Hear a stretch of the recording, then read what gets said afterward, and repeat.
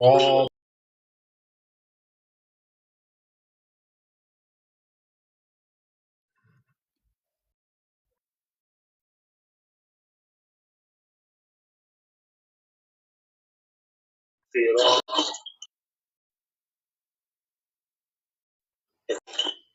يا خالد للصالم صاد حان አገኘን actually እኮ يا حمد جمرة جميل حان አገኝተናል ስለዚህ አለው ዘን ደግሞ ሷድ አለው ሷድ አለ ደግሞ صراط المستقيم صاد አለው እዚህ ጋርም صراط الذين ቅድም ምላስን አውጣ ያልኩ ዛልም መጣ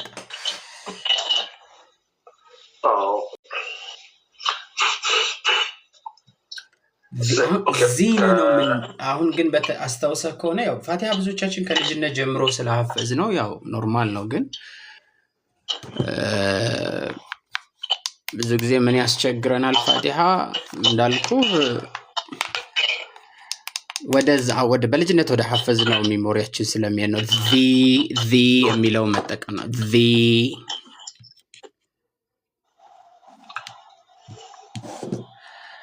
صراط الذين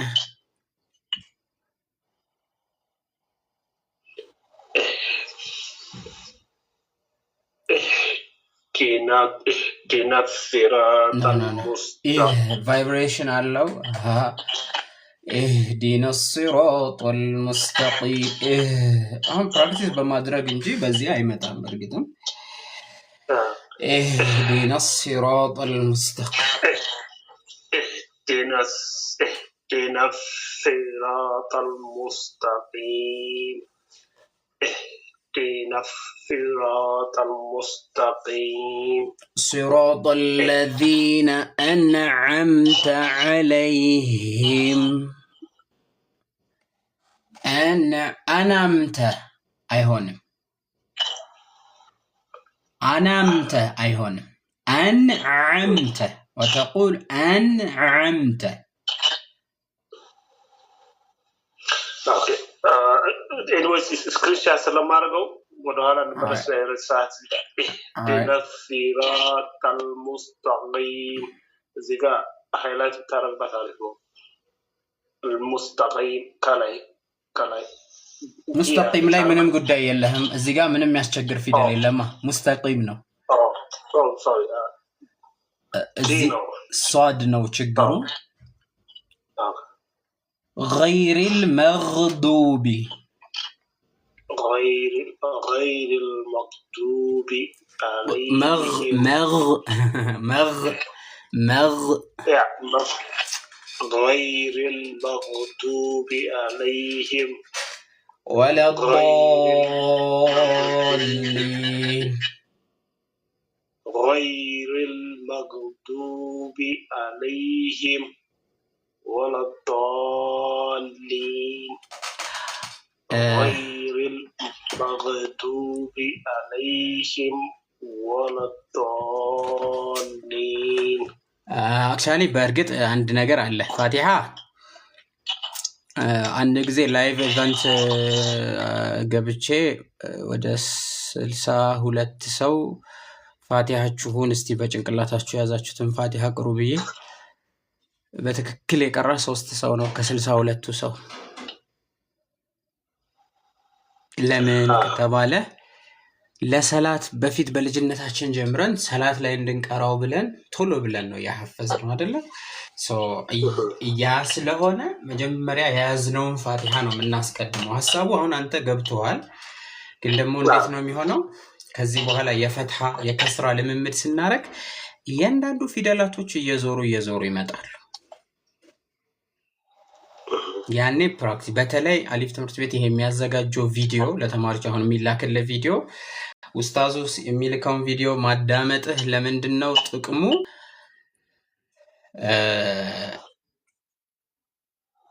ኡስታዙ ዛጋ እያንዳንዷን ፊደል በተጅዊድ ስለሚያወጣ በደንብ ያግዛል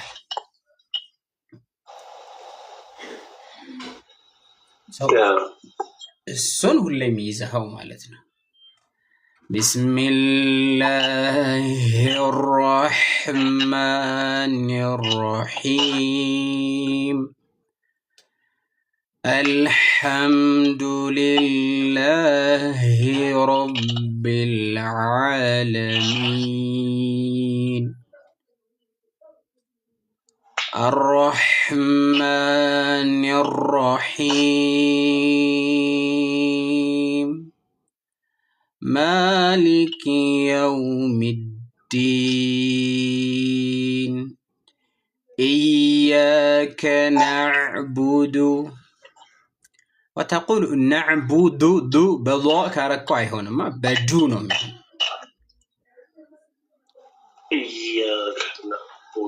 ዱ ነው አየው አማርኛው ደዱ ዲዳ ዴዶ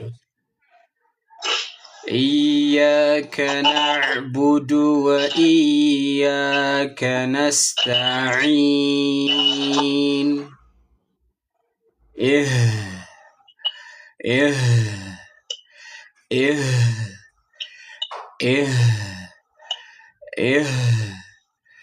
اهدنا الصراط المستقيم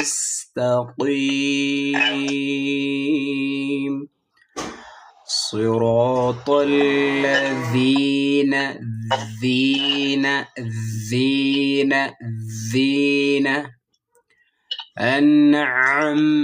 أنعمت عليهم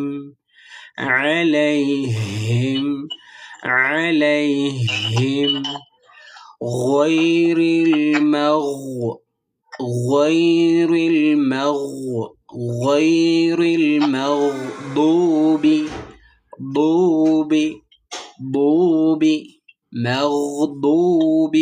المغضوب عليهم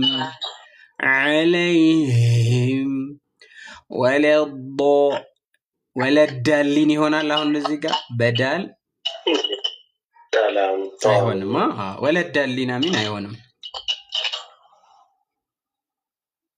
በضاد እንደመሆን ولا ምላስ ወደ ላይኛው ላንቃ ልጥፍ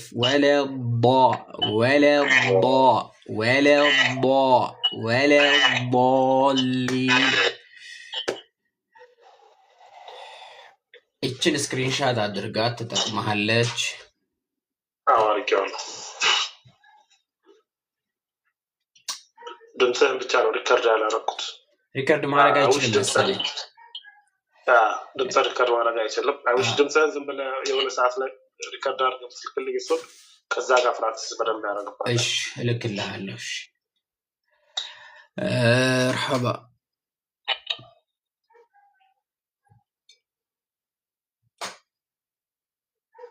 ሰው ነገ ክላስ የለንም። ሐሙስ መሆኑ ነው። ሐሙስ ወር ዓርብ የስ ነገ ወደ ገጠር ልሄድ ነው በእርግጠኝነት። አሁን የምሄድበት ቦታ ኔትወርክ አይኖርም እንጂ ብገባለህ ደስ ይለኝ ነበር። ለዛ ነው እንትን የምንል። አሁን ወደ ቀጣዩ ክላሳችን እንለፍ ኢንሻአላህ።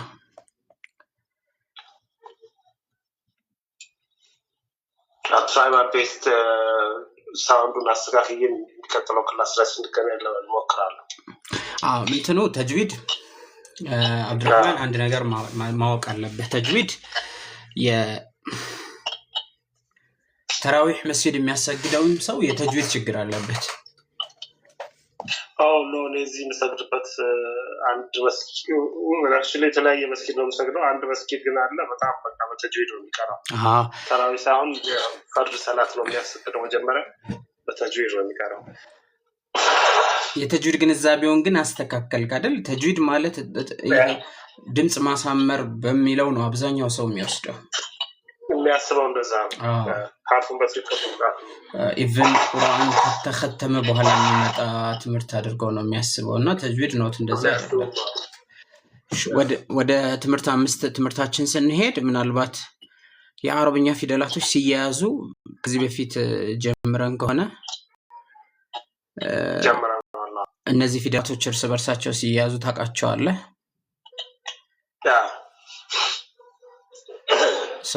የመጀመሪያው ማን እንላለን? መካርግልኝ ድንገና ለምሳሌ አይን ይታየኛል። ሷድ አለ በስተግራ። መዲና ገብተሻል? ሰላም አለይኩም። ገይን አለ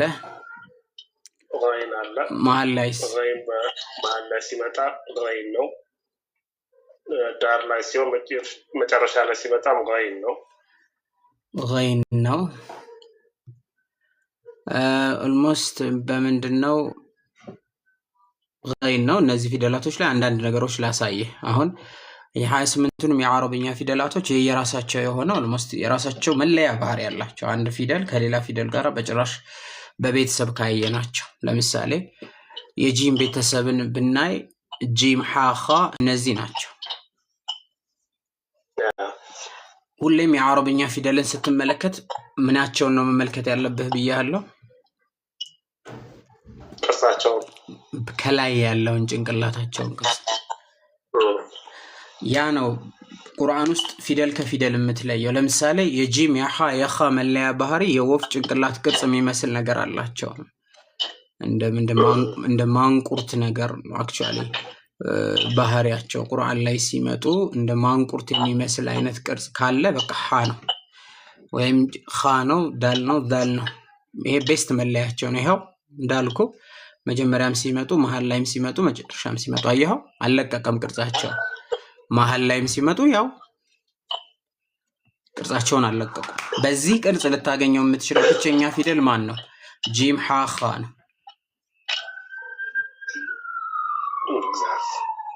አሁን በጣም ቤስት የተባለውንና በቃ ልጅህንም ራስህ በሁለት ቀን ፊደል እንዲለይ ማድረግ የምትችልበትን ነው የምነግርህ። በቃ ጂም ባታሳ እያልክ አታሸምድደው፣ ቫልዩ የለውም እሱ። እስካሁን ልጅ የለኝም ኢንሻአላህ። ከዝኖች አሉኝ። አይ ቲንክ እነሱ ገና አምስት ማሻአላህ ተባረከ። እነዚህ ፊደላቶች የራሳቸው መለያ ያላቸው አልኩህ አይደል? የጂም ቤተሰብ ምን ይመስላል? የማንቁርት አይነት ቅርጽ አለው። ቁርአን ላይ ከፍቼ ላሳይክ። ይሄው አንድ ቅርጹ አልተቀየረም። እሺ፣ ሁለተኛ ሲን እና ሺንን ስንመለከት አማርኛውን ንጉሱን ሰ ይመስላል ቅርጹ። የሚለያየው በነጥብ ብቻ ነው። ሺን ሲሆን 3 ነጥብ ስላለው ሸምሲያ 3 ነጥብ አለው፣ ሰሚራ ምንም ነጥብ የለውም። እንደዛ እንደማለት ግን መለያህ ምንድነው? ዚግዛግ አላቸው። አየኸው? 1 2 3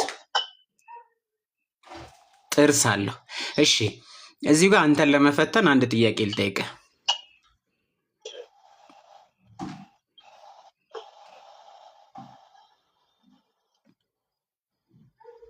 የመጨረሻውን ልተው። አሁን የላይኛው ማን ነው? የታችኛው ማን ነው? የላይኛው ሺን ነው፣ የታችኛው ሳ ነው። ምንድነው ዲፍረንስ ካልክ ሺን ስለሆነ ነው። የዚግዛግ ቅርጽ አለው፣ መጋዝ ነገር አለው። ሰው ግን በነጥቡ ብቻ የምትሄድ ከሆነ ግን እሱ ትክክል አይደለም። እንደዛው ሷድና ዷድ ደግሞ ከሌላው የሚለየው የእንቁላል አይነት ቅርጽ አለው። የትኛውም ቁርአን ላይ ብትፈልግ እንዲህ አይነት ቅርጽ ያለው ሌላ ማንም ሊኖር አይችልም። እንደዚህ መጋዝ ቅርጽ ያለው ሌላ ማንም አይሆንም። እንደዚህ የወፍ ማንቁርት የሚመስል ቅርጽ ያለው ሌላ ማንም አይሆንም። ስለዚህ ቢጠፋ በነጥባቸው መሰረት ጂምን ኻን ሐ ልትል ትችላለህ እንጂ እንትናቸው አይጠፋብህም። ኦር ይሄ ነገር ሷድ ነው ወይም ዷድ ነው ትላለህ። ስፔሲፊክ ስማቸው ግን ሊጠፋብህ ይችላል። የግድ ሷድ የሚለውን መያዝ አይጠበቅብህም። ሶ የሚለውን ነው።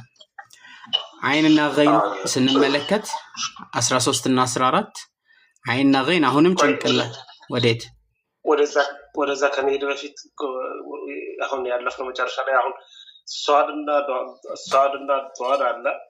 ሳድ ዷድ ጧና ዟ እነዚህ ከአሊፍ ውጭ አይመጡም። አሊፍ አለው ከላይ አይደል? አሊፍ ወይም ወደ ላይ መስመር ስላለው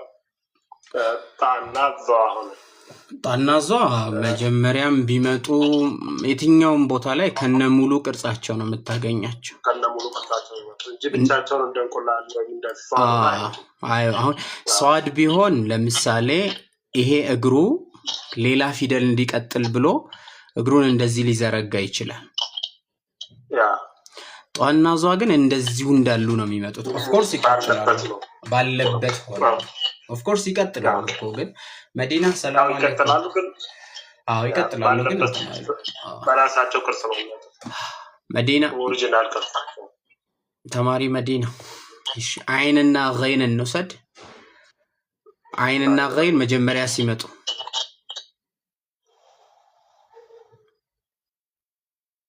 ምንም የተለየ ነገር የላቸው። እግራቸውን ኦልሬዲ ከሌላ ፊደል ጋር ለመያያዝ ሲል ነው የቀየሩት። መሀል ላይ ሲመጣ ግን ምን ይሆናሉ ብያለሁ? ጠቆር እዚህ ጋር በቃላት መሀል ሲገቡ ሳይዛቸው ሽሪንክ ያደርጋል፣ ይቀንስና ክብ የመሆን ባህሪ ወይም ነው ግማሽ ክብ የመሆን ሀፍ ቦን አይነት ነገር የመሆኑ እንትን ይቀራል እዛ ላይ አይደል? አክቹዋሊ አይን ተብሎ አይን የሚባለውን ፊደል አንተ እንደ ፊደልነት የምትቀበለው ይሄኛውን ፓርት ብቻ ነው።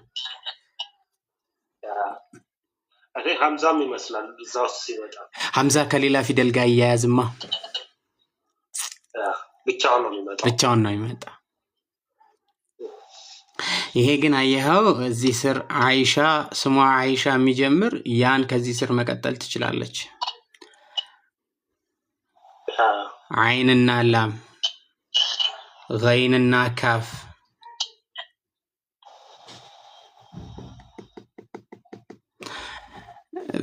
በዚህ አይነት ቅርጽ ሌላ ፊደል ሊመጣ አይችልም። መሀል ላይ ሲመጣ ጥቁር ይሆናል። አይንና ገይን ድፍን ይሆናሉ። ድፍን ይሆናሉ። መጨረሻ ሲመጣ ሁሉም ፊደል መጨረሻ ላይ ወደ ነበረበት ነው የሚመለስ። ወደ ፍጥረታቸው ወደ መፈጠራቸው ነው የሚመለሱት። ከዚሁ ጋር ግን ፋና ቃፍን ኮምፔር እናድርግ። መዲና አልገባችም፣ ሰሚ እየጠራኋት ነው። ፋና ቃፍን እንመልከት። አሁን ፋና ቃፍም የቀለበት ቅርጽ አላቸው አይደል? እሱን ራሱ ነው ይዘው የመጡት። አየኸው ሰው የፈለከውን ፊደል ከዚህ ስር እንቀጥል ብንልም ያው ነው። ፈይሰል ከፋ ስር ያን መቀጠል ይቻላል እንደማለት ነው። ቃፍ ላም አሁን ቃፍ መሀል ላይ ስለሆነች ብቻ ቃፍ ትሆናለች። ዳር ብትሆን የተ ድምፅ ታወጣለች አይደል? ትመስላለች ለማለት ነው። ትመስላለች መጨረሻ ላይ ሀና ቃፍ መሀል ላይ ስትመጣ መጨረሻ ላይ ሲሆን ለምሳሌ መጨረሻ ላይ ሲሆን ከላይ አናት ላይ ሁለት ዶት ሲኖረው ይሆናል አይደል? ያኛው እኮ በነገራችን ላይ በአንተ እየነገርከኝ ያለኸው ይሄኛውን ታ ነው። እሺ ከሱ ታሪክ ያመጣጡን እንየዋ። ቆይ እሱ ምንድነው የሚባለው? የመጀመሪያም የታ ዘር አይደለም፣ ሀ የሚባል ፊደል ነበር። መሀል ላይ ሲመጣ እንደዚህ ሲመጣ፣ መጨረሻ ሲመጣ እንደዚህ የሚመጣ ሀ የሚባል ፊደል አለ። በሁለት አይነት ቅርጽ እናገኘዋለን ብያለሁ። መሀል ላይ ሲመጣ እንደዚህ ወይ እንደዚህ፣ መጨረሻ ሲመጣ ሀ ወይ ዜሮ ይሰራል ወይ እንደዚህ አይነት ቅርጽ ይዞ ይመጣል። ሩቱ ስሩ ምንድነው? መጀመሪያ ይሄ ፊደል ሀ ነው። ሁለት ነጥብ ይኖርበት ካገኛችሁት ግን ወደ ታነት ለጊዜው ተቀይሯል ነው። እሱንም ለጊዜው ነው፣ ጊዜያዊ ነው። መጨረሻ ላይ የሆነ ወርድ መጨረሻ ላይ ነው። መጨረሻ ላይ ሲመጣ ነው እንጂ መሀል ላይ እንደዚህ ታ አይመጣም። መጀመሪያ ላይ እንደዚህ አይነት ታ አይመጣም። እሱንም እኮ ሩቱ ይሄ ታ አይደለም እኮ። እንዴት ነው የሚባለው? ቁርአን ላይ ስንቀራ አልሐቃ ነው። ወደ ሀነት እንቀይረዋለን ከፈለግን። ወደ ሀነት ትቀይረዋለች። አንቺ ካልሽ ምን አገባኝ ሰሚራ። እሺ እዚህ ጋር አንድ ልዩነት ብቻ እንይ አይንና ገይን ውስጡ ምንድነው ድፍን ነው ብያለሁ ፋና ቃፍ ግን ምንድነው ክፍት ነው እሱ ቤዚክ መለያቸው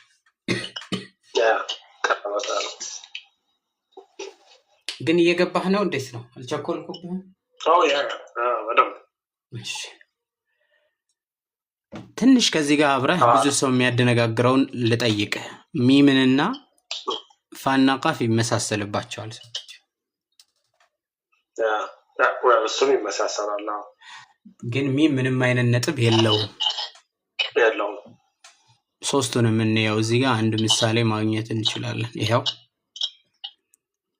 ፋና ቃፍ ሲሆን ቃፍ ከሆነ ሁለት ነጥብ አለው አሁን እዚህ ጋር ራሱ አንዳንድ ሰው ታና ቃፍ ይመሳሰልበታል ቃፍ የራሱ የቀለበት ባህሪ ያለው ቃፍ ራሱን የቻለ የቀለበት ባህሪ ያለው ታ ራሱን የቻለ የቀለበት ባህሪ ሚም ደግሞ ይሄው እንደምታየው ነው ሚም ይሆና እዚህ ጋር ሃሃ አይንና ገይን ሲሆን ውስጡ ምንድነው ጥቁር ነው ብያለሁ ከሚም ወደ ከሚም ሚም ከሚለው ወደ ቀኝ ስትመጣ ሃሃ ነው የሚሆነው ወይስ ታታ ሃሃ ያው ይሄ መጀመሪያው ነው በተፈጥሮ መጀመሪያ እቺ ነጥቧ ስላለሽ ነው እንጂ ሃ ነበር የሚሆነው ነጥቡ ስላለ ታ ኦኬ ቅድም ወደ እንትን ያልንበት ነው ያለሰኝ ለምሳሌ ሃሃ ከዛ ታታ ይሆንና እንደገና ሃሃ ይሆናል ይሄኛው ነጥቦች ባይኖሩ ወደ አራቱ ሃሃ ነበር እዚህ ጋር ያለው የቀለበት ቅርጽ ማን ነው 8 ቁጥር የሚመስለው ሃ ነው ብያለሁ እዚችም ጋር በእንደዚች ስንጥቅ ያለች የምትመስለው አያት እቺም ሃ ናት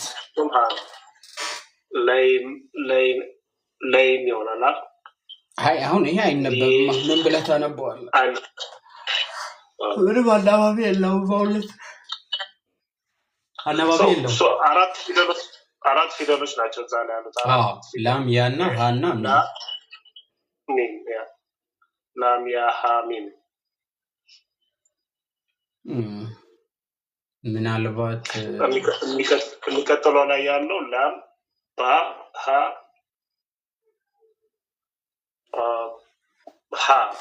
ራሱ ሃ እኮ ነው ያው ይሄ መሃል ላይ ሲመጣ ነው ይሄ መጨረሻ ሲመጣ የሚቀጥለው ከሱ ፊት ያለው ባ ነው ከሱ ፊት ያለው ባ ነው ካፍ ደግሞ እቺኛዋ ካፍ የሚባል ፊደል አለ ካፍ ይሄ ነው አይደለኛ የምናውቀው ካፍ መጀመሪያ ሲመጣ እግሩን እንደዚህ ይዘረጋል ውስጡ ያለችዋን ነው የሚጠቀመው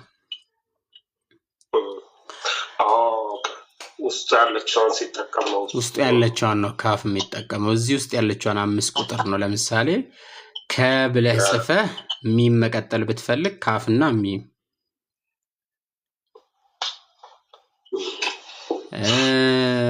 ምናልባት እዚህም ጋር እንዳለን ታ ብለህ ጽፈህ ካፍን መሃል ላይ አስገብተህ ከዛ ቃፍ ብታመጣ ያው ካፍ እንደምታየው ነው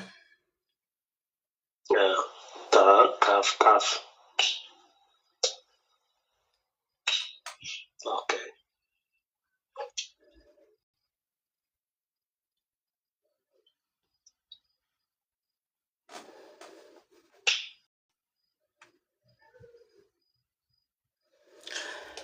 እነዚህ 28 የአረብኛ ፊደላቶቻችን ናቸው ኢንሻአላህ አላህ ካለ የነገ ክላሳችን ማነው ከቀጣይ ስንገናኝ አሁን ሰሚራ ትምህርት 6 እና ትምህርት 7ን ትላክልህ ከተቻለ ትምህርት 6ን ቪዲዮ እየው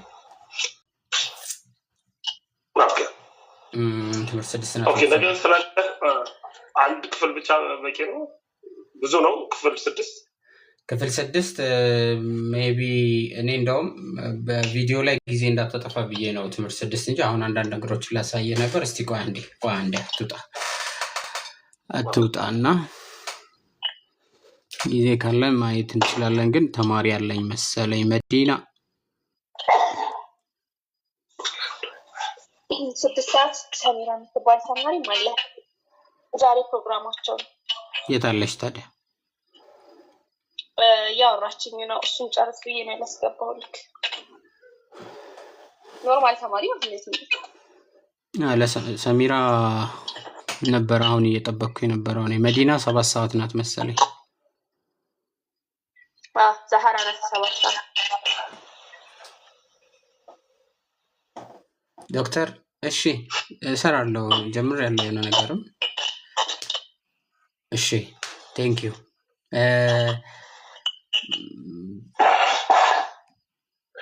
ቁርአን ካልጀመርክ አንድ ክላስ ኢንቫይት ላድርግህና ሞክረው ኢንሻአላህ ያው እዚህ ጋር ከስር ስልክ ቁጥሬን አስቀምጥልሃለሁ አይ እዚህ አንድ ዶክተር አለ ስለያው እሺ መዲና ሰላም አለይኩም ቴክስት አድርግልኝ እኔ አንድ ክላስ እስቲ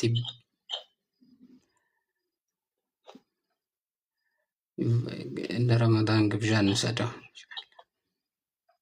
ያው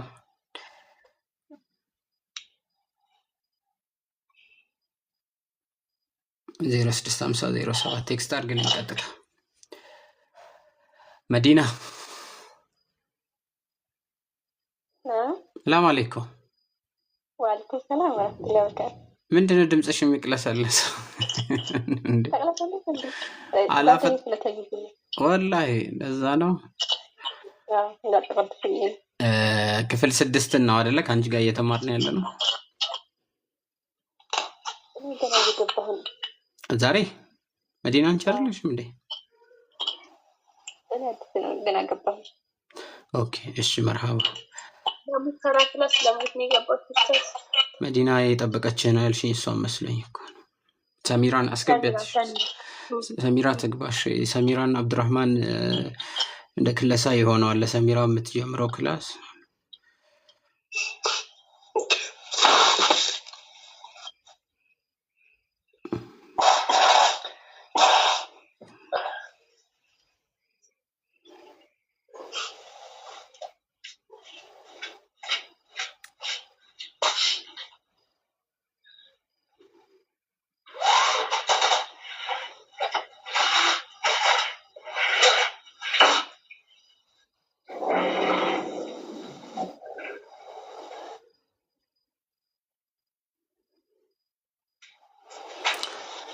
እሺ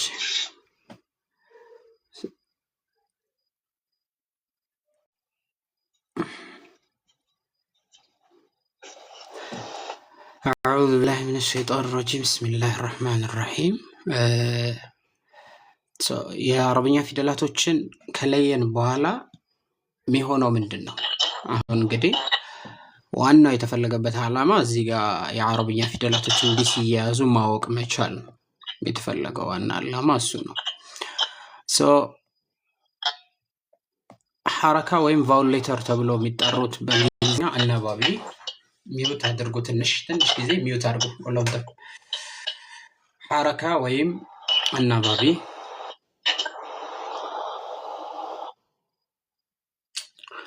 ሐረካ ወይም አናባቢ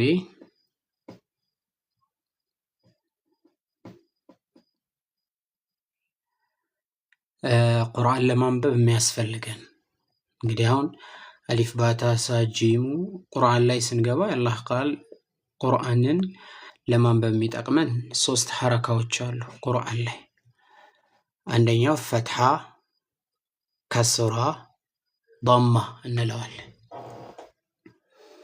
ፈትሃ ሲሆን ከላይ ነው ከስራ ሲሆን ከስር ነው ضማ ሲሆን ከላይ ነው አንድ ደቂቃ ስጡኝ እስከዛችኛዋን ለማየት ሞክሩ አንድ ጊዜ እሺ አብዱራህማንም ቼክ አድርጋት እቺን ጥያቄ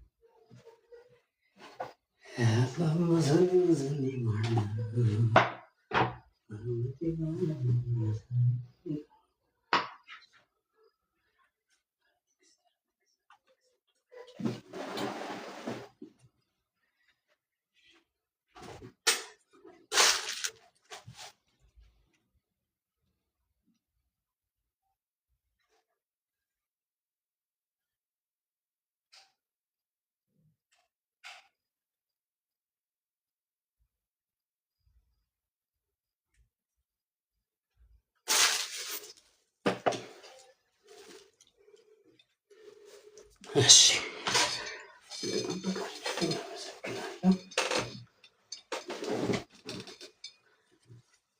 ሰሚራ ገባች።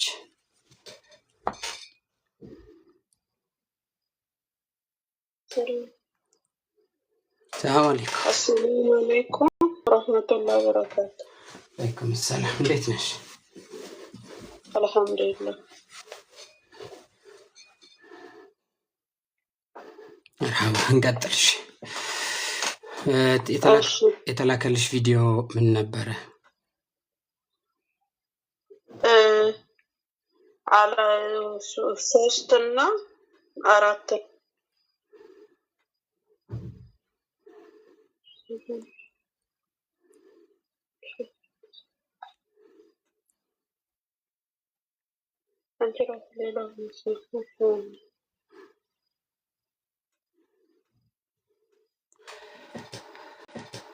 ቢስሚላሂር ረህማን። እሺ ማይክሮፎን ሚውት አድርጊና ኢንሻአላህ እንከታተል።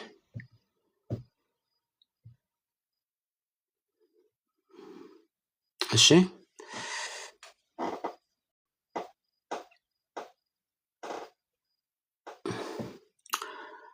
ቢስሚላሂር ረህማን ረሂም። ሐረካ ወይም ደግሞ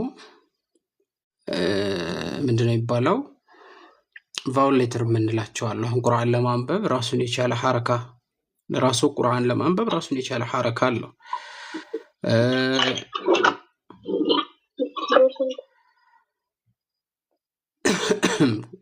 ሶስት ሐረካዎች አሉ። ፈትሐ፣ ከስራ፣ ضمة። ፈትሐ የምንለው ከላይ የሰረዝ ምልክት ያለው ነው። ከስራ የምንለው ከስር ነው። ضمة የምንለው ፈትሐ ሲሆን እያንዳንዱን የአረብኛ ፊደል ወደ መጀመሪያ ቤት ድምጽ ይቀየራል። እንዴት ነው? ወደዛ ከሚለው በፊት እንምጣ። ይሄ በቁርአን ውስጥ የመጀመሪያ ቤት ድምጽ የምንለው ነው። ሀለ፣ ሀመ፣ ሰረ፣ ሰሸ፣ ቀበ የምንለው የመጀመሪያ ቤት ድምጽ ነው። ሁለተኛ ቤት ድምጽ የምንለው ሁሉ፣ ሁ፣ ሙ፣ ሱ፣ ሩ፣ ሹ፣ ቁ፣ ቡ የምንለው ሁለተኛ ቤት ድምጽ ነው። ሶስተኛ ቤት ድምጽ የምንለው ደግሞ ሂሊ፣ ሂ፣ ሚ፣ ሲ፣ ሪ፣ ሺ፣ ቂ፣ ቢ የምንለው ሶስተኛ ቤት ድምጽ ነው። አራተኛ ቤት ድምጽ የምንለው ደግሞ አፋችንን ወደ ላይ የምንከፍትበት ሀ፣ ለ፣ ሀ፣ ማ፣ ሳ፣ ራ፣ ሻ የምንለው ነው።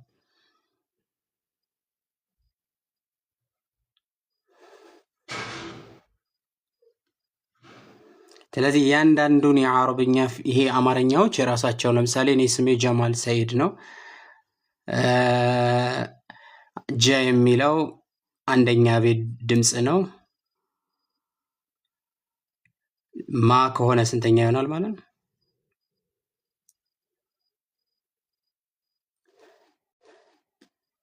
ሙሚ ማ አራተኛ ይሆናል። ል ከሆነ ደግሞ ለሉ ሊላ ሌ ል ስድስተኛ ይሆናል። አህመድ ከወሰድን አ የሚለው አንደኛ ቤት ድምጽ ነው። ህ ከሆነ ደግሞ ሃሁ ሂ ሃ ሄ ህ ስድስተኛ ቤት ድምጽ። ህ መ ከሆነ አንደኛ ቤት ድምጽ ነው ማለት ነው። መ ስንተኛ ይሆናል? አንደኛ። ድ ከሆነስ ደዱ ዲ ዳ ዴ ድ። ሰሚራ አቤት። ሰ የሚለው ስንተኛ ቤት ነው በአማርኛ? አማርኛ ነው ኦሮምኛ ነው የሚቀልሽ? አማርኛ ነው። እኔ ግን የተላከልኝ ቪዲዮ አንድ ቀን የተመርኩት ቁጥር 3 እና 4 ነው ያየሁት። ተጅዊድ አውቄያለሁ። ይሄኛውን እንከታተል። ሰ ስንተኛ ቤት ነው? ዝም ብዬ ሰ ስንተኛ ቤት ነው? ሰ አንደኛ ቤት ነው። አንደኛ የመጀመሪያው ማለት ነው። እሺ ሚ ከሆነስ? ሚ ከስራ ነው። ከስራ አይ መሙሚ ሶስተኛ ቤታ። ራ ከሆነስ?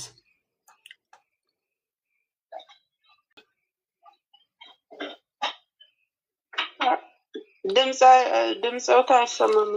ራ ከሆነ ሩሪ ራ ወደ አራተኛ አራተኛ። እሺ አሁን አንድ ጥያቄ ጠይቅሻለሁ። ይሄኛውን አንቺ ትቀይሪልኛለሽ። ለምሳሌ ይሄ ፊደል ማን ነው? ባ ነው አይደል? አይታየኝም እኮ ምንም አይታየኝም። እያስቸገራት ነው እኮ አብዱራህማን። እናንተ አይታያችሁም? እኔ አይታየኝም።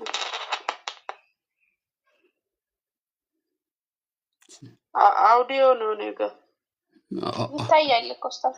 ኔትወርክሽ ነው እኮ ሰሚራ። ደጋሚ ሊንኩን ነክተሽ ግቢ። ዘግተሽ ጭምር። እሺ ድጋሚ ባን ለምሳሌ ወደ አማርኛ አንደኛ ቤት ብንቀይረው በ ይሆናል። ወደ ሁለተኛ ቤት ብንቀይረው ቡ ይሆናል። ወደ ሶስተኛ ቤት ብንቀይረው ቢ ይሆናል። ባ የሚለውን አረብኛ ወደ አራተኛ ቤት ብንቀይረው ባ ይሆናል። ሁሉንም እንደዚህ መቀየር ማለት ነው። ለምሳሌ ጂምን እንውሰደው። ጂምን ወደ መጀመሪያ ቤት ድምጽ ብንቀይረው ጀ ይሆናል። ወደ ሁለተኛ ቤት ብንቀይረው ማ ይሆናል። ወደ ስድስተኛ ወደ የራሴን ስም አልጻፍኩም። እሺ ጀ ወደ ሁለተኛ ቤት ብንቀይረው ጁ፣ ወደ ሶስተኛ ቤት ብንቀይረው ጂ። ሁሉንም ፊደል ግን አረብኛ ውስጥ ደግሞ አንዳንድ ፊደላቶች አሉ አማርኛ የሌላቸው። ለምሳሌ ገይን የሚባል አማርኛ የለም፣ ግን ልክ እንደ አማርኛ ገ እናረገዋለን፣ ሁለተኛ ጉ እናረገዋለን፣ ሶስተኛ ጊ እናረገዋለን፣ አራተኛ ጋ እናረገዋለን።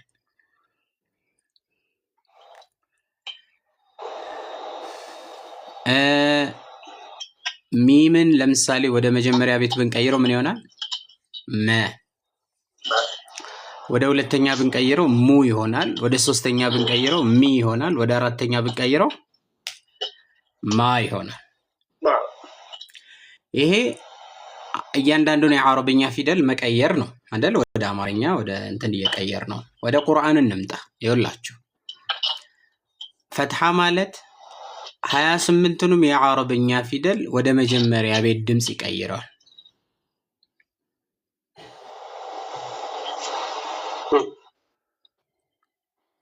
ለምሳሌ ሲን ፈትሐ አለበት ማለት ወደ አንደኛ ቤቱ ምን ይሆናል? ሰ ይሆናል። ሲን ፈትሐ ሳ ማለቱ ቀርቷል። ሚም ፈትሐ አለበት ማለት አንደኛ ቤቱ መ ነው።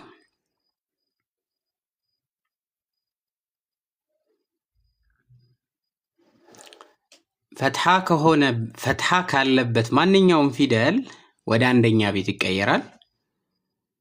ዱማ ካለበት እያንዳንዱ ፊደል ወደ ሁለተኛ ቤት ይቀየራል። ሱ፣ ሩ፣ mu፣ ሹ፣ ቁ ነው።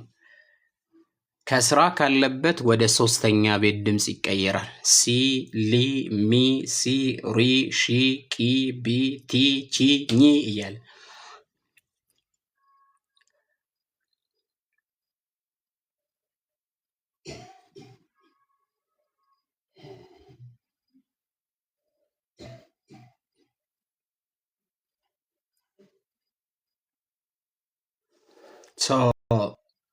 አንድ ላሳያችሁ የምፈልገው አንድ ምንድን ነው እንበልና ይሄ ፊደል ኬ ነው አይደል? ኬ ማለት ወደ አማርኛ አንደኛ ቤት ቀይሩ ብላችሁ ከ ነው ብትሉት፣ ኬን ወደ ሁለተኛ ብንቀይር ኩ ነው። ኬን ወደ ሶስተኛ ብንቀይር ኪ ነው። እንግሊዘኛ ስለሆነ እንጂ እንግሊዘኛው እንደ አማርኛ እናንብበው ብንል፣ ኤፍንም እንደዛው አንደኛ ቤቱ ፈ ነው። ወደ ሁለት ብንቀይረው ፉ ነው። ወደ ሶስት ብንቀይረው ፊ ነው። እንበልና ነው እኮ እንበልን። በታሪክ እኮ ሆኖ አያውቅም። አሁን የምነግራችሁ ነገር እኔ እንደው እንበልና ነው። እንበልና በምሳሌ ዜድ የሚባል ፊደል ላይ ፈትሐ ቢኖር አንደኛ ቤቱ ምን ይሆናል? ዘ። ኬ ላይ ፈትሐ ቢኖር ከ።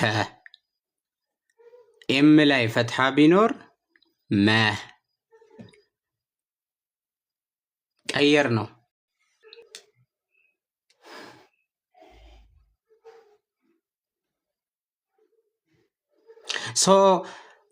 ዱማ ቢኖር ደግሞ ወደ ሁለት አሁን እንትን ረፍት አድርጊ ሰሚራ። ሲዘጋ እኔ እዘጋዋለሁ፣ ችግር የለው። ኬ ላይ ዱማ ሲገባ ኩ። ዜድ ላይ ዱማ ሲገባ ዙ። ኤም ላይ ዱማ ቢገባ ሙ። በቃ ዱማ እያንዳንዱን ፊደል ወደ ሁለተኛ ቤት ይቀይረዋል። እሺ ኪስራ ቢሆንስ? ኪስራ ደግሞ ሲሆን ወደ ሶስተኛ። ኬ ላይ ኪስራ ሲገባ ኪ ዚ ማነው ከኪ አፎን ኪ ይሆናል። ዜድ ላይ ከስራ ቢገባ ዚ። ኤም ላይ ከስራ ቢገባ ሚ። ፕሮፌሽናል እስክሪብቶ ሲኖር ለመጻፍ ይመቻል።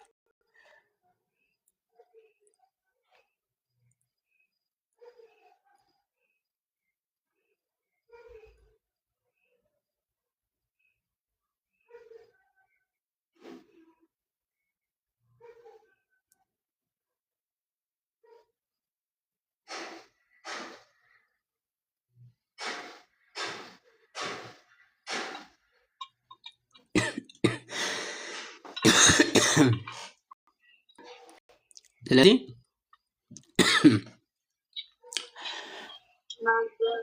ፋ የሚባል ፊደል ቢኖር ፈትሐ ካለበት ፋ ፈታፋ አንልም፣ ፈ ነው የምንለው።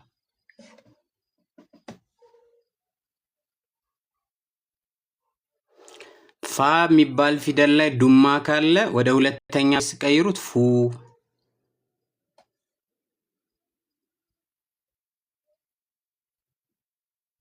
ከስራ ሲገባ ፊ።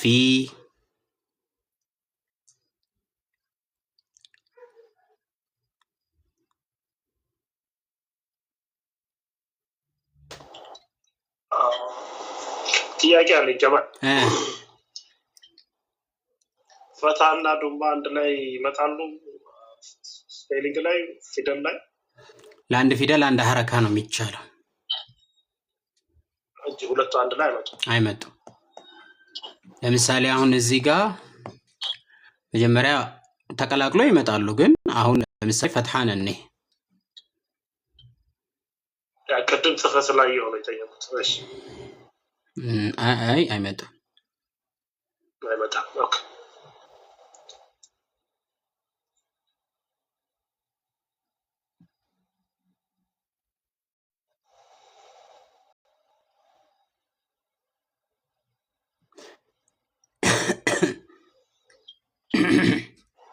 ለምሳሌ ወው አለ።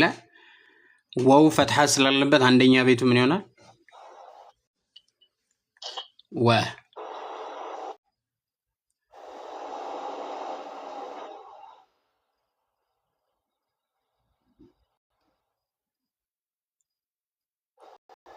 ወ። ላ ፈትሐ ስላለበት ምን ይሆናል? ለ። ሀ ላይ ፈትሐ ሲገባ ሀ። ወደ አንደኛ ቤት ድምፅ ነው የምንቀይረው። ፋ ላይ ፈትሐ ሲገባበት ፈ። ጧን ጦ። ሚምን መ። ፈጠመ ትላንትና ነው መቼ ዕለት ስንማር ሰሚራ አንቺ ነሽ እንዴ በዚህ ቁርአን ይነበባል እንዴ ያልሽኝ? ከዛ ቁርአን ከፍተሽ ያነበብሽው አንቺ ነሽ ሰሚራ አይደለች መዲና ናት መሰለኝ። ሺን ፈትሐ ስላለበት ሸ አሁን ሺንን ሸ እሺ ገይንን ፈትሐ ስላለበት ምን እንለዋለን? ገ ፋን ፈትሐ ስላለበት ፈ ሸገፈ። መልክቱ እዚያ ሶኒ አሰላሙ አለይኩም። ዳል ፈትሐ ስላለበት አንደኛ ቤቱ ምንድነው? ደ ኻን ፈትሐ ስላለበት ኸ ላም ፈትሐ ስላለበት ለ ደኸለ። ማያያዝ አይቻልም፣ አንዳንድ ነው የሚቀራው። ወው ፈትሐ ወደ መጀመሪያው ወ ጂምስ ጀ ላም ለ ሲን ሰ ሚዩት አድርጎ እሺ እኽቴ ሰሞኑን የሰለመች ልጅ ነበረች ካወቅሻት ኢንቫይት አድርጊያት 3 ወር ክላሱን ትወሰድ። ባንቺ ስም ሰው ወደ ቁርአን እየጠራሽ ነው በረካወኝ። የባለፈው ልጅሽም 6ኛ ዙር ተማሪ እንደሆነች አላወቅኩም እንጂ የተማረች ነው ብለውኛል። ሚም ፈትሐ ስላለበት መ ሲን ፈትሐ ስላለባት ሰ ካፍ ፈትሐ ስላለው ከ መሰከ። በቃ አሁን ማፋቀዱ የለም። አሊፍ ፈትሐ በፈትሐ አንልም።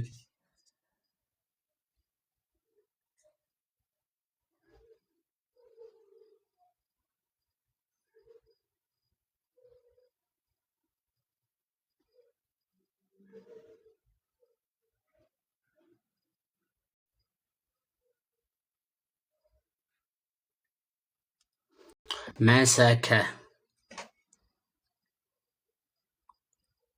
ፋ ፈትሐ ስላለበት ፈ ኑን ፈትሐ ስላለበት ነ ዟ ፈትሐ ስላለበት ዘ ራ ፈትሐ ስላለበት ራ ፈነዟራ።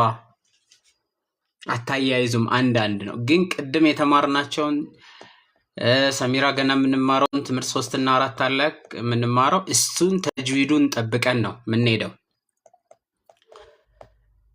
ሌላኛው ዱማ ካለበት ወደ ስንተኛ ቤት ይቀየራል ነው ያለው? ወደ ሁለተኛ ቤት። ባላይ ዱማ ሲኖር ቡ፣ ታላይ ቱ፣ ሰላይ ሱ፣ ጂም ላይ ጁ፣ ኸላይ ኹ። አታካብዱት፣ አረብኛ ስለሆነ ነው እንጂ እዚህ ጋር እንግሊዘኛውን ባስቀምጠው እንደ ቅድሙ ነው የምትቀሩት። ለምሳሌ እዚህ ጋር ዜድ ላይ ዱማ ቢገባ ዙ፣ ኤፍ ላይ ዱማ ቢገባ ፉ።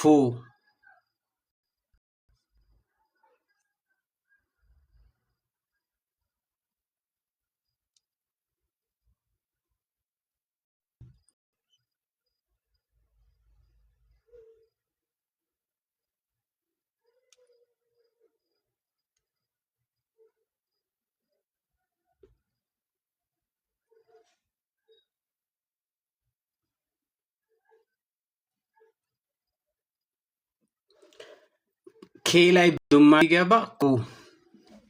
ልክ እንደዛው ሲሆን እንደ ቁርአኑ ሲሆን እንደሚሆነው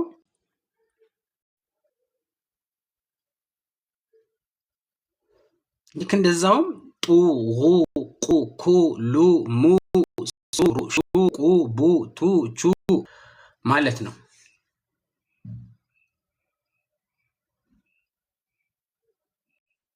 እያንዳንዱን የአረብኛ ፊደል ወደ ሁለተኛ ቤት ድምፅ ስለሚቀይር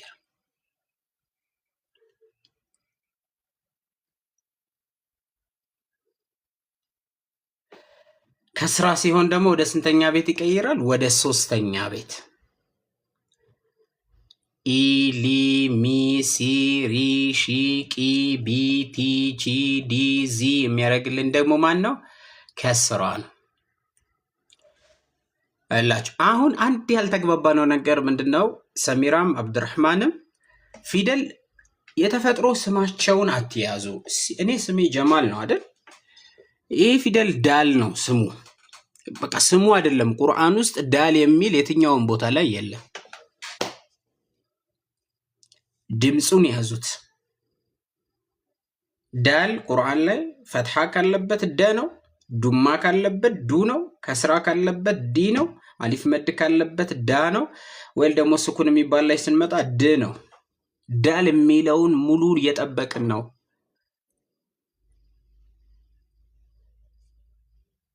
ገብቷችኋል? ዳል የሚለው ሙሉ እየጠበቅን ነው። ሚም የሚል ቁርአን ውስጥ የለም።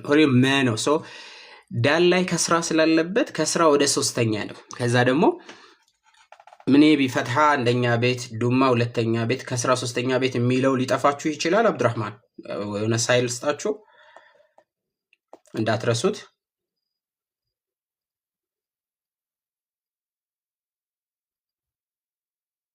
አብዱራህማን ሚዩት አድርገኝ ነበር። እሺ ሰማለሁ።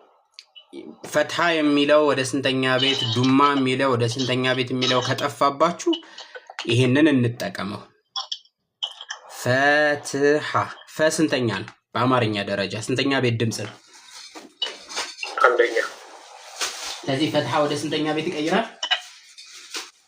ወደ አንደኛ።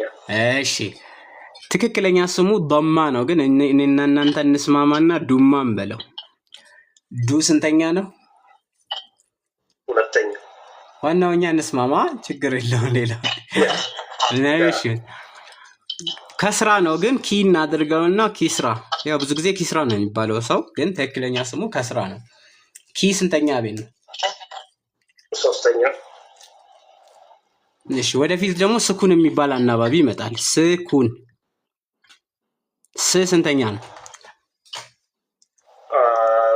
ስድስተኛ። ስኩን ደግሞ ወደ ስድስተኛ ይቀይራል እንደማለት ነው። አሁን ሰሚራ አለሽ?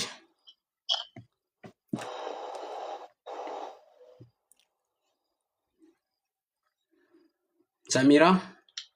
እሺ አብዱራህማን ቀጥል። ቆይ ማይ እንደሱ አይቻልም። በችርቻሮ ነው። ቆይ አሁን ገና ነው። በችርቻሮ ነው።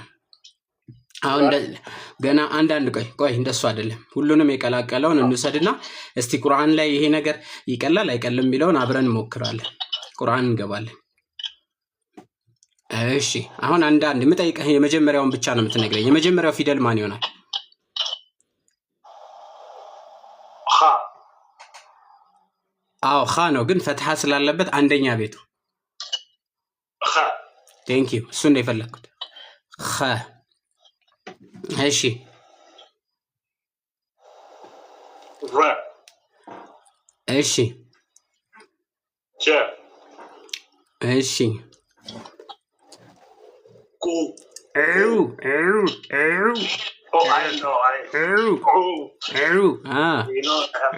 ከዛስ? መ። ከዛስ? ረ። ሩ። ሩ። ከዛስ?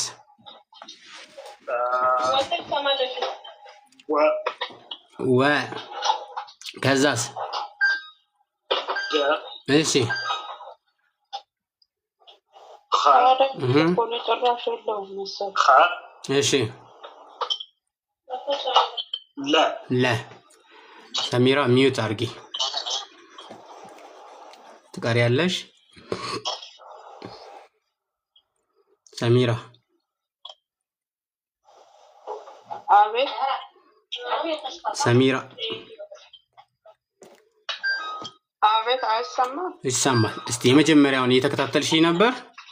የመጀመሪያው ምንድን ነው? ስራ ላይ ሆኖ አልተመቸኝም። እሺ በቃ ሚዩት አርጊና አብሽሪ፣ አዳምጪ።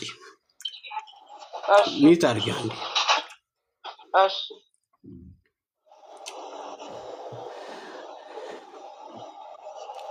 አሁን ፈትሐ ዶማ ከስራ ሲሆን አሁን ይሄ ካፍ ፈትሐ ስላለው አንደኛ ቤቱ ምን ይሆናል? ከ። ራ ፈትሐ ስላለው አንደኛ ቤቱ ራ። ሚም ዶማ ስላለው ምን ይሆናል? ሙ። በእርግጥ ስኩንም ሲሆን ስኩን ደግሞ በኋላ ነው፣ ገና ከመድ በኋላ ነው። ግን እግረ መንገዳችን ነው። ቁርአን ረመዳን እንደሆነ ሁላችንም የቁርአን ማንበብ ፍላጎት ስለ ስኩን ሲሆን እያንዳንዱ ፊደል ወደ ስድስተኛ ቤት ድምጽ ነው የምንቀይረው።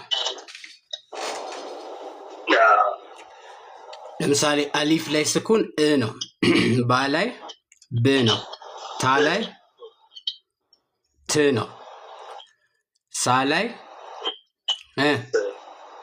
ስ ነው፣ ጂም ላይ ሲሆን ጅ ነው፣ ዛል ላይ ሲሆን ዝ ነው። ስኩን ታውትና ቁርአኑን እዛው እንዳልኳችሁ ትንሽ አረበኛውን ሲሆን ወደ ያኛው ሙሉ ስምን እየጠበቃችሁ ነው የምታስቸግሩት። ለዛ እኮ ነው እንጂ ይሄ ኤስ ነው አይደል? እንግሊዘኛውን ኤስ ብናስቀምጥ ኤን ብናስቀምጥ ኤፍ ብናስቀምጥና እላያቸው ላይ የስኩን ምልክት እቺ ናት። ሰው ኤስ ላይ ስኩን ሲገባ አሁን መቁጠር ይፈልጋል። ሰሱ ሲሳ ሴ ስ። ኤን ላይ ስኩን ቢገባ ነኑ ኒና ነ ን። ኤፍ ላይ ስኩን ቢገባ ቴንክ ዩ። ምንም ግርግር ሳያስፈልገው አሁን በሀሳባችሁ ወደ ቁርአን ንባብ ራሱ መግባት ይቻላል። እንዴት እና ለመጀመሪያ ይሄ ምሳሌ እኔና ቁርአን እንገባለን። ያ ላይ ዱማ ሲገባ ምን ይሆናል? ዩ። ዛ ላይ ስኩን ሲገባ ዝ። ከዛ ሀ ላይ ስኩን ሀ ላይ ከስራ ነው ያለው አይደል? ራ ላይ ዱማ ካለስ ዩዝ ሂሩ። እሺ አብዱራህማን ምናልባት for the first time ቁርአን እንክፈትና እንሞክር። የትኛው ቁርአን እንክፈት? ሱረቱል መርየም መርየም ይቅርና ሱረቱል በቀራ።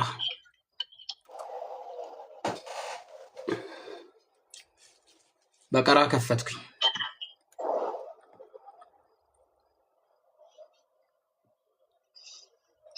ከኔ ጋር ነህ አብዱራህማን? እስቲ እቺኛዋን እንቅራ። የመጀመሪያውን አንድ በአንድ ነው። እህቲ መርየም ትወጃለሽ? እሺ መርየም እንከፍታለን። ፊ ከዛስ ጎበዝ። አይንማ ስሙ ነው። እሺ እንከፍታለን። አ ከዛስ ከዛስ ነ። ፊርዓውነ ሱረቱል መርየም።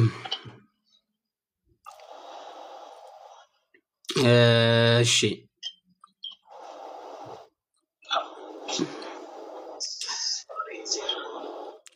ይሄ መጀመሪያው የሚነበበው እሱ ጋር እንግባ። ዛሬ አሁን ምን ያህል ለውጥ አለው የለውም የሚለው እንድትረዱ ነው። እሺ ጀምር እስቲ። ግን አውዝ ቢላሂ ተረጅም ቁርአን ላይ ግዴታ ነው። ኦኬ አውዝ ቢላሂ ተረጅም ቢስሚላሂር ረህማኒር ረሂም። የመጀመሪያው ዚ ክ ከዛስ ሩ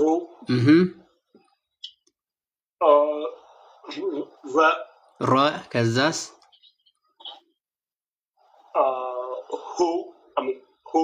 نعم ياون يس كن سكون نوع لا ه كزاس ما كزاس جي نو باي ذا واي የመጀመሪያ ጊዜ ነው ቁርአን ስታነብ? ቲ ኖ አይ ዩዝድ ቱ አነብ ነበር ግን እንዳልኩት ግን አስከላለም ያ ፊደል ከዛስ ራ ከዛስ ቢ ከዛ ያቺ መሳሪያ ነች አለ ከ አይ እሷ ሸዳ ትባላለች። ቆይ እና ያለን ሰው ሌላ ጊዜ ከዛስ አ እሺ አ ብ ደ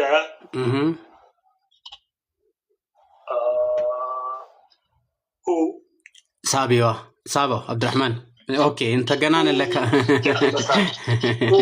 እሺ እኔ ራስ ፍረስቼው ሳባው አልኩ እሺ ለማንኛውም የዛሬ ክላሳችን ይሄን ይመስል ነበር ዛሬ በቃናል አሪፍ ነው በጣም እየቀለለ ነው ወይስ እስካሁን ቀድሜ ተምሬ ነው አይደል ያ ኢንሻአላህ በጣም አሪፍ ነው ለዚህ ነው ፕሮግራማችን መከታተል የፈለኩት አንተ እንደዚህ አሁን እንዳስተናይ ሰዎች ታስተና ፌስቡክ ላይ ነበርና በጣም አንተን የመረጥኩት ወደዚህ ፕሮግራም የመጣሁት ማሻአላህ ቴንክ ዩ እሺ አመሰግናለሁ ትምህርት 6 ቪዲዮ ልክልሃለሁ ትምህርት 6 ሳይሆን ምልክልህ ሾርት እንዲሆንልህ ትምህርት 7 ነው ምልክልህ እሺ ሁሉንም ፈትሐ ከስራ ضماውንም ያለው ትምህርት 7 ልክልሃለሁ ነገ ነበር ራስ ስላለብኝ አልችልም ሄድበት ቦታ ሰው እንዳልኩ ከነገ ወዲያ ይሻላል ኦኬ 6 እና 7 ማለት ነው የሚደርሰኝ ነው 6 ይቅርብህ አንዳንድ ጊዜ እኔ ቪዲዮን ስናዘጋጀው እኛም እናዘጋጀው በቃ የእንትን ነው አሁን አንተ ቁርአን ጀማሪ ነህ እዚህ ላይ ያለ የትምህርት 6 ቪዲዮ አሁን እኔ ያስረዳውክ ነው የሚያስረዳው ኦኬ እሱን በማየት ጊዜ ከምታጠፋ ኡስታዙ ቪዲዮ ላይ ያዘጋጀነው ትምህርት 7 ቪዲዮ ደግሞ ኦል ኦፍ ደም አንድ ላይ ያለበት ነው በቃ ተውሽ እሺ ጆቢሮ ሀቢቢ እሺ ሰላም አለይኩም ወአለይኩም ሰላም መልካም የዒባዳ ምሽት ይሁንላችሁ ያልተመዘገባችሁ ልጆች መስለኛል አላችሁ እዛው ለሰሚራ ሪከርድ አድርጉላት ትንሽ መማር እችላለሁ ጨረሰ ስራ አሁን ትንሽ እንኳን መማር እሺ ታዲያ ደስ ይለኛል እና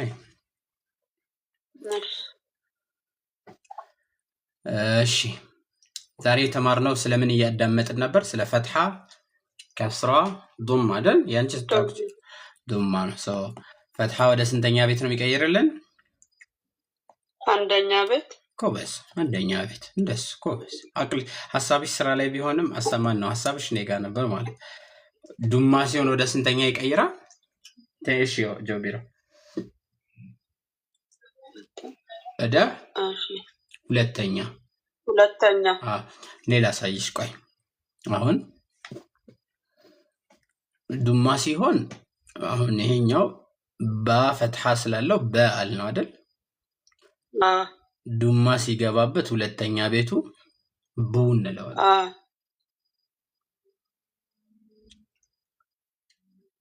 ማንኛውም ፊደል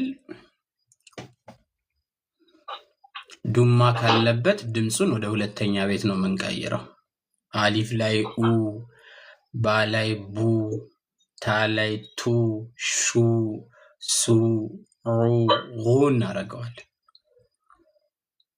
ከስራ ሲገባበት ደግሞ ወደ ሶስተኛ ቤት ቢ ቲ ሲ ዲ ዚ ቂ እናረጋዋል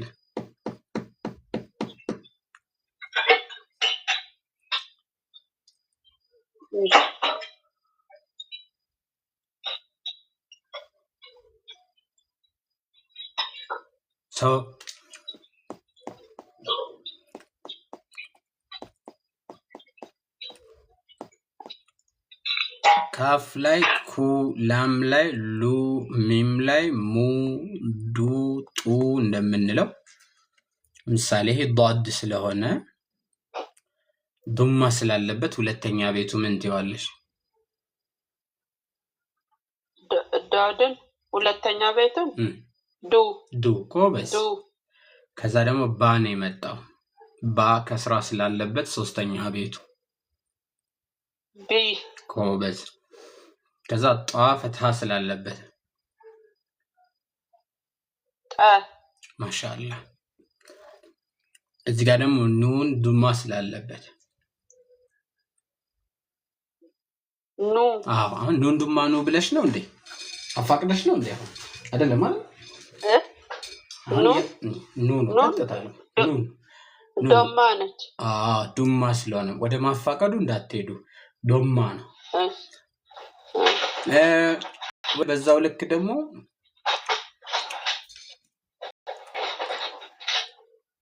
ላይ ከስራ ቢገባስ?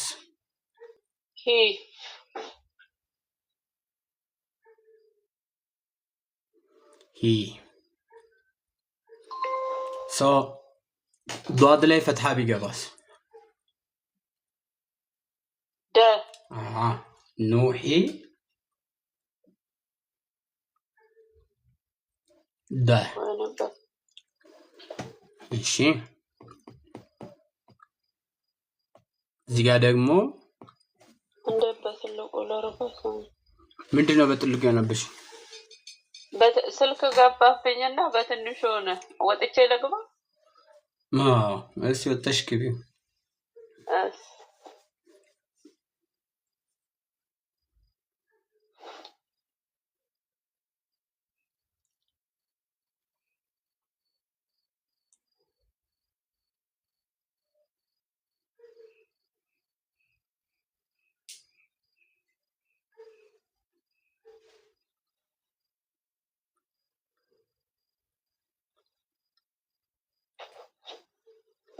ኡስታዝ ሰማለ? አሁን ገባሽ? አሁን ገባ።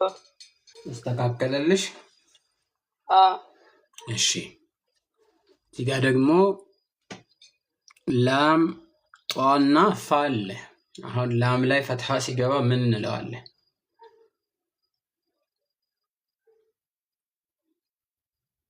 ላም ላይ ፈታ ለ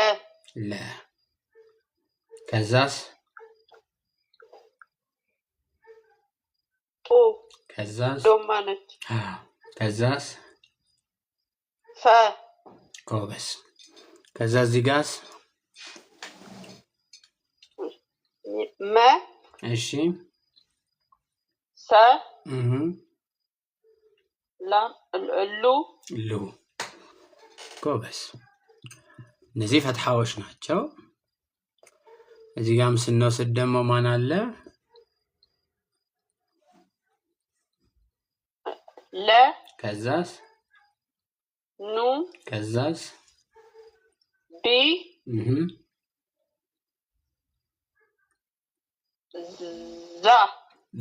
ዘ ምላስሽን ወጥ አድርጊና በአንደኛ ቤት ዘ በይ። ዘ በትክክል። የመጨረሻ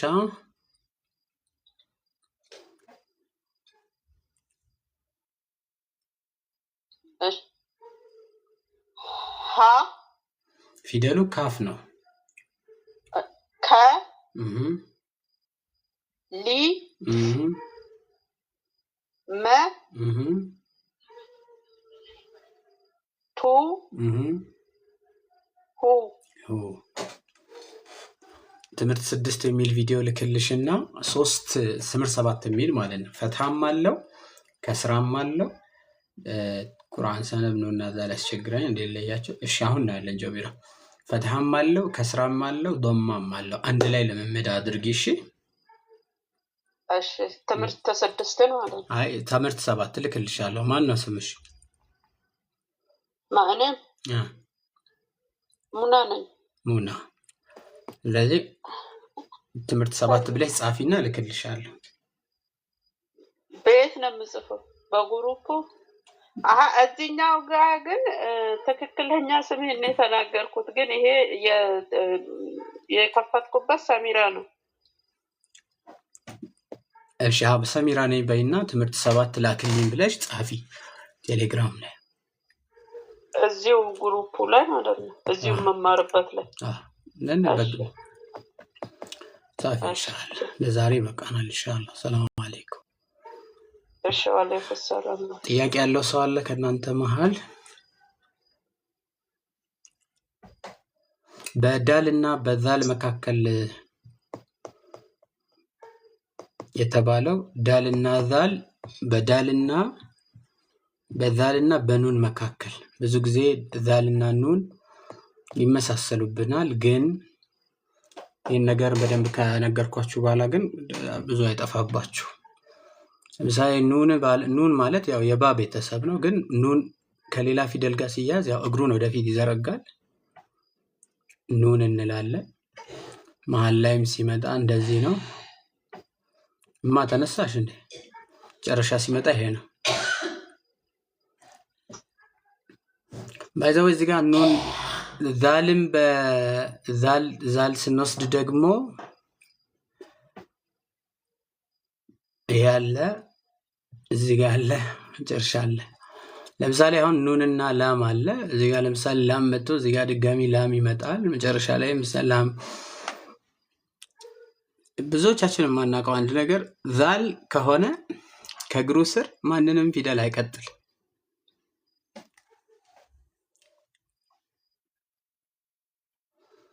ዛል ከሆነ ከእግሩ ስር ማንንም ፊደል አይቀጥልም። በቃ ይሄ መለያ ነው። በእርግጥ ዛል ብቻ አይደለም፣ 6 ፊደሎች በአጠቃላይ አሊፍ ወይም ሀምዛ ማለት ነው። ዳል አጭሩ፣ ዛል አጭሩ፣ ራ ረዘም ያለው፣ ዘይን ረዘም ያለው እና ዋው፣ እነዚህ 6ቱ ፊደላቶች ከእግራቸው ስር ማንንም ፊደል አይቀጥሉም። ሰው ከነሱ የሚመጣ ፊደል ሁሌም ስፔስ አለው ማለት ነው። ማየት እንችላለን። ለምሳሌ ይሄው አሊፍ ለምን ኑንን አልቀጠለም? ስለማይቀጥል። አሁን አንድ ሰው ይሄኛው ፊደል ዛል ሊመስለው ይችላል ሲታይ፣ ግን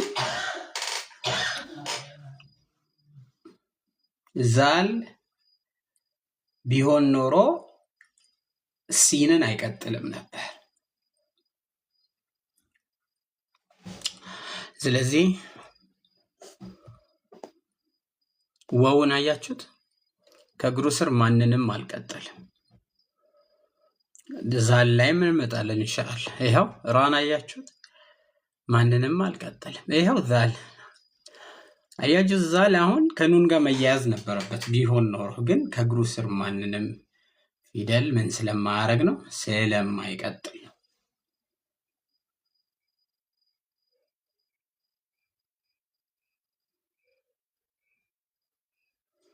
ተመልሷል ኢንሻአላህ።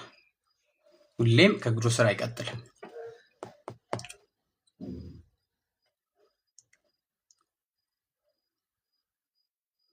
ለዛሬ በቃናል። በሉ ሰላም አለይኩም ወራህመቱላሂ ወበረካቱ።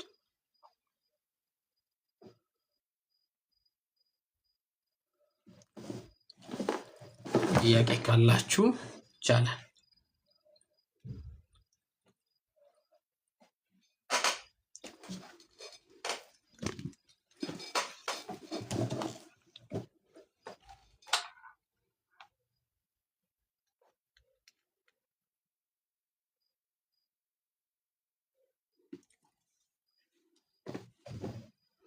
ኢንሻአላህ አላህ ሱብሓነሁ ወተዓላ በዱዓችሁ አትርሱን። ሰለላሁ ዐለይሂ ወሰለም